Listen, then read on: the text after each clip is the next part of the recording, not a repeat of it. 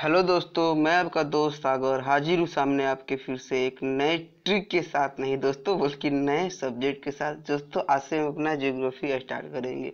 दोस्तों ज्योग्राफी में बहुत ही साधारण तरीके से और बेसिक से पढ़ाना शुरू करूँगा, जिसे कमज़ोर से कमज़ोर छात्र भी आसानी से समझ सकेंगे। आइए दोस्तों स्टार्ट करते हैं। इस वीडियो में हम दोस्तों कुछ ज्योग्राफी की बेसिक टर्मों को बात करेंगे। दोस्तों पहला टर्म हम विश्व के महा देश हैं और जो है उनको देख लेते हैं। तो टोटल विश्व में 7 महादेश जिसे हम कॉन्टिनेंट बोलते हैं दोस्तों, वो कौन कौन से हैं? तो वो है दोस्तों एशिया, एक मिनट दोस्तों, वो है दोस्तों हमारा एशिया, यूरोप, उत्तरी अमेरिका, दक्षिणी अमेरिका, अफ्रीका, ऑस्ट्रेलिया। नीचे वाला हिस्सा जो होता है दोस्तों आर्कटिक, जो यहाँ दिख नहीं पा रहा है। इस तरह 7 महादेश होते हैं, लेकिन दोस्तों हम लोग फोकस करेंगे एशिया पर। दोस्तों हम लोग किस पर फोकस करेंगे? एशिया पर हम लोग फोकस करेंगे। और एशिया के जो नीचे वाला जो हिस्सा बोला जाता है दोस्तों, वो जो दक्षिण का बोला जाता है, वो हमारा पर जो बोलता है इंडिया। यहाँ गौर से देखने पर दोस्तों देखिएगा तो यहाँ पर जो है वो हमारा इंडिया दिख भी रहा है। तो इसीलिए हम मोस्ट इंडियन ज्योग्राफी स्टार्ट करेंगे। तो इंडिया कहाँ पे पाया जाता है? तो सबसे पहले दोस्तों जो इंडिया है वो एशिया में पाया जाता है। दोस्तों डायरेक्शन की बात करते हैं तो ऊपर उत्तर, नीचे दक्षिण, इधर पश्चिम, इधर पूरब होता है। तो हम लोग एशिया के किस हिस्से में हैं लोग? तो हम लोग दक्षिण हिस्से में हैं लोग। तो इंडिया एक ऐसा देश है दोस्तों, तो दक्षिण एशिया महादेश है। बात करते हैं दोस्तों अगली, यहाँ पर दोस्तों हम लोग मोस्ट इंपोर्टेंट बात करेंगे दोस्तों, जिसे भारत का भौतिक भूगोल। ये हमारा मेन चैप्टर यहाँ से स्टार्ट होगा। दोस्तों भारत का भौतिक भूगोल में हम बात करते थे दोस्तों, आप लोगों के सामने जो नक्शा दिख रहा है वो दोस्तों भली भांति परिचित होंगे, मुझे बताने की जरूरत नहीं होगी, ये भारत का नक्शा है। तो दोस्तों बात करते हैं भारत के कुल क्षेत्रफल की। तो भारत का कुल क्षेत्रफल जो है 32,87,263 किलोमीटर में है। तो भारत कुल कितने क्षेत्रफल में फैला हुआ है?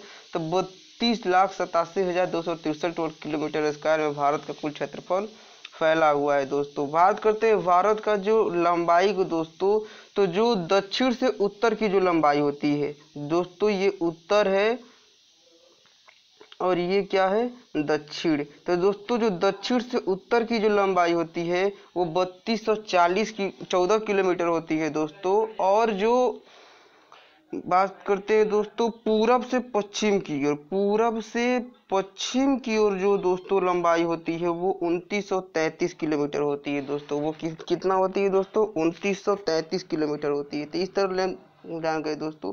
अब बात करते हैं कुछ इंपॉर्टेंट पॉइंट की बात। तो दोस्तों इंडिया के नक्शे को देखते हैं तो ये वाला जो पार्ट होता है दोस्तों सबसे नॉर्थ ईस्ट पॉइंट होता है, यानी भारत का सबसे उत्तरोत्तम बिंदु जहां से भारत खत्म हो जाता है। तो इसे हम लोग कहते हैं इंदिरा कोल। क्या कहते हैं दोस्तों? इंदिरा कोल, जो जम्मू कश्मीर में आता है। और नीचे वाले पॉइंट को बोलते हैं इंदिरा पॉइंट, जिसे कन्याकुमारी। तो यहाँ पर इंदिरा कोल, जम्मू एंड कश्मीर, इंदिरा पॉइंट, कन्याकुमारी। ये जो दोस्तों प्रदेश है अरुणाचल प्रदेश, ये जो दोस्तों क्या है? अरुणाचल प्रदेश। और यहाँ पे गुजरात का कच्छ। ये हमारे इंडिया के 4 बाउंड्रीज हैं, जम्मू कश्मीर, कन्याकुमारी, अरुणाचल प्रदेश, गुजरात का कच्छ। ऐसे दोस्तों हम लोग आसानी से याद कर सकते हैं इंडिया के बाउंड्रीज को और लंबाई को, जो दो आए दिन एग्जामों में इन सभी चीज़ों को क्या कर दिया जाता है दोस्तों? पूछ दिया जाता है। अब दोस्तों हम बात करेंगे मोस्ट इंपोर्टेंट ट्रिक की। तो भारत के घाट, भारत के घाट। तो भारत के जो ऊपर वाला हिस्सा है दोस्तों, ये जो हिस्सा है पर्वतीय हिस्सा बोला जाता है। ये हिस्सा जो क्या बोला जाता है दोस्तों? पर्वतीय हिस्सा बोला जाता है। और भारत का जो ये वाला जो हिस्सा है दोस्तों, ये जो केरल जहाँ पे इसके नीचे हिंद महासागर पाया जाता है। इसके नीचे क्या पाया जाता है दोस्तों? हिंद महासागर पाया जाता है। और इस बगल वाले इलाके को क्या कहा जाता है? बंगाल की खाड़ी। और इस इलाके को अरब सागर, जो मैं तट वाले वीडियो में क्या कर चुका हूं दोस्तों, आपको भली भांति आसानी से बता चुका हूं। तो ये वाला जो इलाके की बात करते हैं दोस्तों, एक मिनट, ये वाले इलाके की बात करते हैं जो गुजरात से लेकर केरल तक का इलाका। और ये वाला इलाका जो है, ये वाला दो जो जल से हरदम टच में रहते हैं, जो बोले तो जल से हरदम टच में रहते हैं, इसीलिए इसको क्या कहते हैं दोस्तों? भारत के घाट कहते हैं। तो इधर का हिस्सा होता है दोस्तों पूरब और इधर का हिस्सा होता है दोस्तों पश्चिम। इसीलिए इस वाले इलाके को हम लोग क्या कहते हैं, पूर्वी पश्चिमी घाट कहते हैं। क्या कहते हैं दोस्तों, इस वाले इलाके को पश्चिमी घाट कहते हैं दोस्तों। और यहीं पर कुछ पर्वत श्रेणी भी पाई जाती है। यहीं पर दोस्तों क्या पाई जाती है, कुछ पर्वत श्रेणी भी पाई जाती है दोस्तों, जिसे हम लोग क्या कहेंगे, पश्चिम की तरफ पाए जाते हैं दोस्तों। तो इसे हम लोग पश्चिमी घाट पर्वत श्रेणी बोलते हैं दोस्तों। क्या बोलते हैं, पश्चिमी घाट पर्वत श्रेणी बोलते हैं। और यहाँ पर जो पर्वत पाया जाता है इसे सह्याद्री पर्वत कहते हैं। इसे क्या कहते हैं दोस्तों, सह्याद्री पर्वत कहते हैं। या मुख्यतः हम लोग इसे पश्चिमी घाट के नाम से बात करेंगे। जो पश्चिमी घाट होता है दोस्तों, वो मुख्यतः 1600 किलोमीटर में फैला हुआ है। वो कितना किलोमीटर में फैला हुआ है दोस्तों, 1600 किलोमीटर में फैला हुआ है। आगे जो ये पश्चिमी घाट है दोस्तों, 3 भागों में बंट जाता है। कितने भागों में बंट जाता है, 3 भागों में बंट जाता है। इन तीनों भाग को हम बारी बारी देख लेते हैं। तो ये है दोस्तों हमारा भारत का पश्चिमी घाट, जिसे हम लोग सह्याद्री पर्वत के भी नाम से जानते हैं। ये 3 हिस्सों में बढ़ता है। कौन कौन दोस्तों, तो ये बढ़ता है गुजरात से गोवा एक भाग, गोवा से कर्नाटक दूसरा भाग, और कर्नाटक से तीसरा केरल भाग। इस तरफ पश्चिमी घाट में टोटल 3 तट आते हैं दोस्तों। गुजरात से गोवा का जो भाग होता है उसे कोंकण तट कहते हैं। उसे क्या कहते हैं दोस्तों, कोंकण तट। गोवा से कर्नाटक का जो हिस्सा आता है दोस्तों, उसे केनरा तट कहते हैं। और कर्नाटक से जो केरल का हिस्सा आता है दोस्तों, उसे मालाबार कहते हैं। तो इस तरह हम लोग देखते हैं दोस्तों, पश्चिमी घाट गुजरात से केरल तक फैला हुआ है और इसमें 3 तट आते हैं, कोंकण तट, केनरा तट, मालाबार तट। इस तरह हम लोग आसानी से दोस्तों याद कर सकते हैं। अब आगे हम बात करते हैं कि जो ये वाला जो हिस्सा होता है दोस्तों, इस वाले को पूर्वी घाट कहते हैं। इस वाले को क्या कहते हैं दोस्तों, पूर्वी घाट कहते हैं। और यहाँ पर जो पर्वत श्रृंखला पाई जाती है उसे महेंद्री पर्वत कहते हैं। ये भी 3 हिस्सा में दोस्तों बढ़ जाता है। आगे इसकी बात करते हैं दोस्तों। तो ये है भारत का हमारा पूर्वी घाट। ये है हमारा भारत का दोस्तों पूर्वी घाट। ये कहाँ से कहाँ तक फैला हुआ है, तो पश्चिम बंगाल से केरल तक, पश्चिम बंगाल से केरल तक। और पश्चिमी घाट दोस्तों कहाँ से फैला हुआ है, तो गुजरात से केरल तक। आगे चल के पूर्वी घाट भी दोस्तों 3 हिस्सों में बढ़ जाता है। इसे हम लोग देखते हैं आसानी से दोस्तों। आगे चल के जो पूर्वी घाट होगा वो भी 3 हिस्सों में बढ़ जाएगा।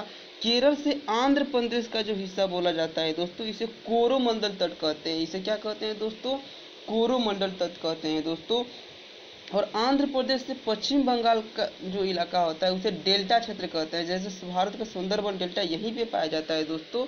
और नेक्स्ट पैटर्न बात करते हैं, पश्चिम बंगाल से इधर अरुणाचल प्रदेश का जो इलाका होता है वो क्या होता है दोस्तों, पर्वतीय क्षेत्र होता है। तो इस तरह हम पूर्वी घाट और पश्चिमी घाट के अंतर्गत आसानी से देख लिए। इधर पश्चिमी घाट में 3 क्षेत्र पाया जाता है, 3 घाट तट पाया जाता है। और इधर मुख्यतः कितने तट पाया जाता है दोस्तों, एक ही तट पाया जाता है, कोरोमंडल तट। तो इस तरह हम आसानी से दोस्तों याद कर सकते हैं। अगला दोस्तों बात करते हैं कि जहाँ पे ये पश्चिमी घाट और पूर्वी घाट, जहाँ पर ये पश्चिमी घाट और पूर्वी घाट आकर मिलते हैं, तो ये वाला जो बीच का इलाका है वो कुछ पर्वतीय इलाका होता है। इसे क्या बोलते हैं, कार्डमम की पहाड़ियाँ बोलते हैं, या इसे भारत की अंतिम पहाड़ी कहते हैं। यहाँ से पहाड़ी भारत की खत्म हो जाती है। तो मोस्ट इम्पोर्टेंट कॉम्पिटिशन एग्जाम में क्वेश्चन रिपीटेड किया गया है कि जहां भारत के पश्चिमी घाट और पूर्वी घाट की पर्वतें मिलती है उसे क्या कहा जाता है दोस्तों, तो उसे कार्डमम की पहाड़ियाँ कहा जाता है। अब बात करते हैं कुछ बेसिक इंपॉर्टेंट फैक्टर की दोस्तों। जैसे बात करते हैं भारत के भौतिक भूगोल पर दोस्तों, तो भारत का जो भौतिक भूगोल है दोस्तों वो दोस्तों, एक मिनट दोस्तों,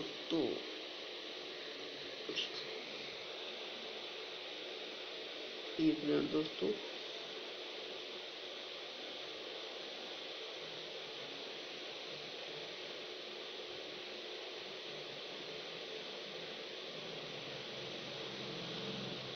सॉरी दोस्तों। भारत का जो भौतिक भूगोल है, तो बात करते हैं भारत का कुल क्षेत्रफल 32, अपने पहले ही बताया था, 32,87,263। भारत के टोटल 7 देशों की से सीमा लगती है, जिसको हम लोग बचपन में दोस्तों MBA से क्या किए थे, आसानी से इसका ट्रिक देखना चाहते हैं तो दोस्तों चैनल पर विजिट करें। और टोटल भारत के 17 राज्य दोस्तों, भारत के 17 राज्य इन पड़ोसी देशों से क्या करते हैं, टच करते हैं, जिन्हें बांग्लादेश का जो सीमा होता है सबसे लंबा होता है दोस्तों। बात करते हैं भारत की सबसे लंबी नदी, दोस्तों जानते हैं गंगा नदी। आगे कुछ इंपॉर्टेंट टॉपिक की बात करते हैं दोस्तों। तो भारत का सबसे ऊंचा पर्वत शिखर वो कौन सा है दोस्तों, तो वो है K2 गार्डविन ऑस्टिन। तो भारत का सबसे ऊंचा पर्वत शिखर वो कौन सा है दोस्तों, K2 गार्डविन ऑस्टिन। बात करते हैं जलप्रपात की दोस्तों, तो भारत का सबसे ऊंचा जलप्रपात कौन सा है? जोग जलप्रपात है दोस्तों। कौन सा जलप्रपात है? जोग जलप्रपात है, जो कहाँ पे पाया जाता है? कर्नाटक में। भारत में दोस्तों ज्वालामुखी भी पाई जाती है दोस्तों, वो कौन कौन से हैं? तो नारकोंडम और बैरम द्वीप, ये भारत में सिर्फ 2 ही ज्वालामुखियाँ पाई जाती है, अन्य कोई ज्वालामुखी नहीं पाई जाती है दोस्तों। वो कौन कौन से हैं?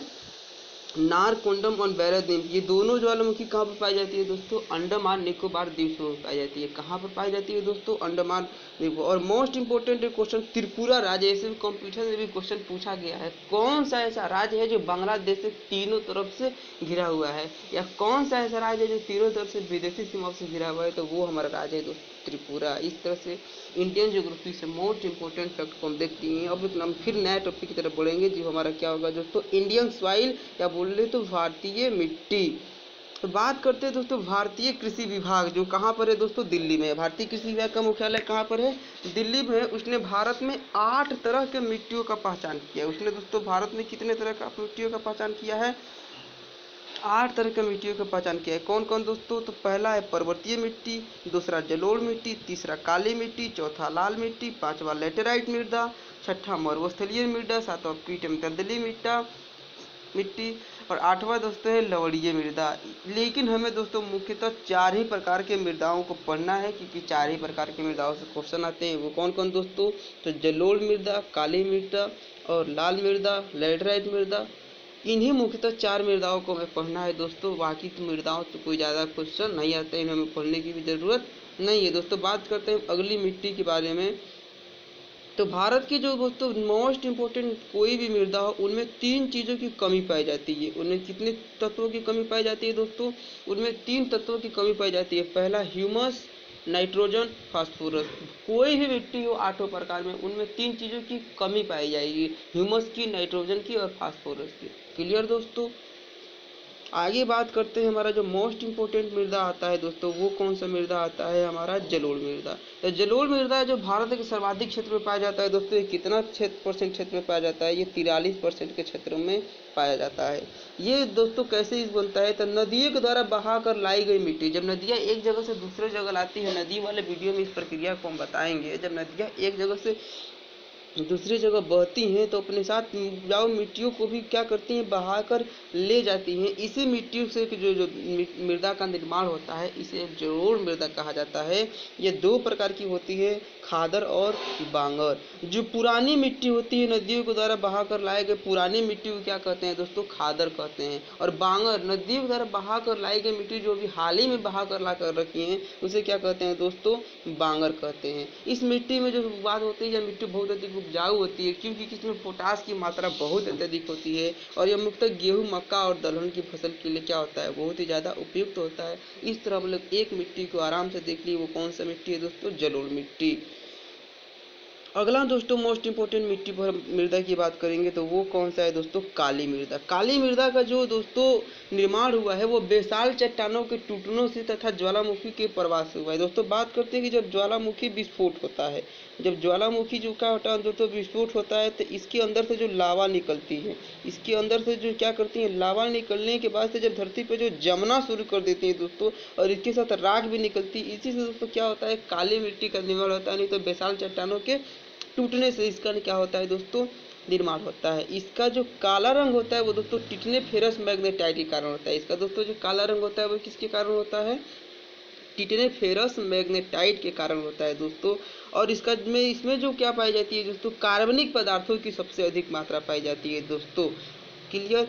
और मोस्ट इंपोर्टेंट इसके 2 फेमस नाम भी है दोस्तों, पूछा भी जा सकता है कि रेगुन मृदा किसका नाम है, या ब्लैक कॉटन सॉइल किसे कहा जाता है? तो दोस्तों रेगुन मृदा और ब्लैक कॉटन सॉइल ये काली मृदा का ही नाम है, क्योंकि इसे कपास की खेती के लिए बहुत ज़्यादा उपयुक्त पाया जाता है। और ये सबसे ज़्यादा कहाँ पर पाया जाता है दोस्तों? महाराष्ट्र में पाया जाता है। तो अब तक हम लोग जलोढ़ मृदा और काली मृदा को देख लिए, 2 मृदाओं को और देखेंगे। अपने लेक्चर को हम लोग क्या करेंगे दोस्तों? कंक्लूड करेंगे। अब जो हमारा मोस्ट इंपोर्टेंट मृदा है दोस्तों, लाल मृदा है। लाल मृदा का निर्माण किससे हुआ है दोस्तों? तो लाल मृदा का निर्माण कायांत्रिक सेलों के विघटन से हुआ है दोस्तों। जो पृथ्वी की कई सेलें हम सेलों वाले वीडियो पढ़ाएंगे, जब ये टूटती है तो किसका निर्माण होता है दोस्तों? लाल मृदा का निर्माण होता है। और इनमें कौन कौन से तत्व सबसे अधिक पाए जाते हैं दोस्तों? तो सिलिका तथा आयरन, सिलिका तथा आयरन इसमें सबसे पाए जाते हैं दोस्तों। और जो मृदा का जो रंग लाल होता है, ये लाल क्यों होता है दोस्तों? फेरस ऑक्साइड के कारण। किसके होता है दोस्तों? फेरस ऑक्साइड के कारण। और मोस्ट इंपोर्टेंट, जब इसे हम जल में डालेंगे, जब लाल मृदा को हम जल में डालेंगे तो ये कैसा दिखेगा दोस्तों? पीला कलर का दिखेगा। और सबसे इम्पोर्टेंट बात दोस्तों, जो लाल मृदा होती है वो उर्वरता विहीन होती है। वो क्या होती है दोस्तों? उर्वरता विहीन होती है। इसमें उर्वरता की कमी होती है, जिसको बढ़ाने के लिए हम लोग क्या करते हैं? चूने का प्रयोग करते हैं। अक्सर गांव में भी जब खेतों की उर्वरता नष्ट हो जाती है दोस्तों, तब हम लोग क्या करते हैं? उसमें चूना को डाल देते हैं उसकी उर्वरता को बढ़ाने के लिए। ये जो लाल मृदा होती है दोस्तों, किस फसल की सबसे ज़्यादा उपयुक्त है? तो ये कपास, दाल तथा मोटे अनाज के लिए, ये कपास, दाल तथा मोटे अनाज के लिए सबसे ज़्यादा उपयुक्त होती है। और ये किन क्षेत्रों में पाई जाती है दोस्तों? तो ये आंध्र प्रदेश और तमिलनाडु के क्षेत्रों में सबसे ज़्यादा पाई जाती है। हमारा जो सबसे लास्ट मृदा जो बचेगा दोस्तों, लैटराइट मृदा, और ये हमारा लेक्चर कंक्लूड करेंगे। इसको देखते हैं दोस्तों। तो लैटेराइट मृदा जो होती है वो लाल एवं खुरदरी होती है। जो क्या होती है दोस्तों? लाल एवं खुरदरी होती है, जिसे हम लाल खुरदरी मिट्टी भी कर देते हैं कभी कभी। इसका जो निर्माण होता है दोस्तों, पत्थरों की टूट फूट से निर्माण होता है। इसका निर्माण दोस्तों कैसे होता है? पत्थरों की टूट फूट से होता है दोस्तों। और इनमें आयरन तथा सिलिका बहुत ज़्यादा मात्रा में पाया जाता है, जिसके लिए ये जो मिट्टी होती है दोस्तों, कृषि के लिए उतना उपयुक्त नहीं होती है। कृषि के लिए उतना उपयुक्त नहीं होती है, जिसके कारण जो इसका निर्माण होता है मकानों के निर्माण में किया जाता है। जिसका उपयोग होता है दोस्तों, मकानों के निर्माण में इसका मुख्यतः उपयोग किया जाता है। और इसमें सबसे ज़्यादा जो पाया जाता है आयरन और सिलिका पाया जाता है दोस्तों। और चाय के लिए जो सब क्या होती है, सबसे ज़्यादा उपयुक्त होती है। और ये जो तटों वाला विभाग, घाटों वाले वीडियो में बताया था मालाबार तट कहाँ पाया जाता है, मालाबार तट दोस्तों आप कमेंट में ज़रूर शेयर करिएगा। इसके लिए क्या होती है दोस्तों, ये चाय की खेती के लिए सबसे अधिक उपयोग होती है। इस तरह इंडियन ज्योग्राफी से स्टार्ट किए हैं। अभी वॉइस और वीडियो से मुझे कुछ प्रॉब्लम है दोस्तों, इसको मैं इम्प्रूव करने की कोशिश करूँगा। यदि आप भी किसी टॉपिक पर वीडियो चाहते हैं तो लाइक करें, सब कमेंट करें, शेयर करें, चैनल को सब्सक्राइब जरूर करें दोस्तों। आपको आने वाले समय में इस पर NCERT की जितनी भी बुक्स हैं उसको डीप, बहुत अंदर डीप जाकर पढ़ाऊँगा मैं, वो भी बिना किसी शुल्क का दोस्तों। धन्यवाद, good bye, stay home, safe home.